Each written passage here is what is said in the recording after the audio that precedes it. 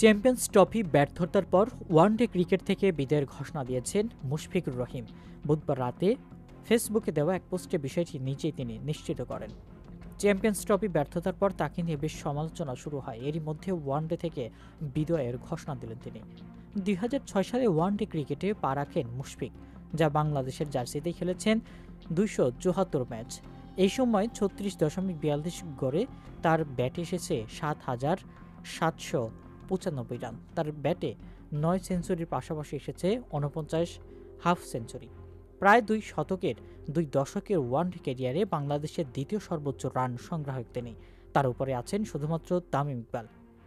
দিন কয়েক আগে আন্তর্জাতিক ক্রিকেটকে বিদায় বলা তামিমের ব্যাটে এসেছে ৮,৩৫৭ রান। নিজের বিদায় বার্তায় মুশফিকুর রহিম বলেন, আমি আজকে থেকে ওয়ানডে ক্রিকেট থেকে অবসরে যাচ্ছি। সবকিছুর জন্যই আলহামদুলিল্লাহ। যদিও আন্তর্জাতিক পর্যায়ে আমরা সীমিত সাফল্য পেয়েছি, এর মধ্যে একটাই নির্দিষ্ট ছিল, তা হলো যখন জাতীয় দলের জার্সিতে মাঠে নেমেছি তখনই আমি আমার শতভাগ দিয়েছি। তিনি আরও যোগ করেন, শেষ কয়েক সপ্তাহ আমার জন্য চ্যালেঞ্জিং ছিল, যা আমি বুঝেছিলাম। এটা আমার ভাগ্য। আশা করি সৃষ্টিকর্তা আমাকে ক্ষমা করে দেবেন এবং সকলকে ঈমান কবুল করবেন।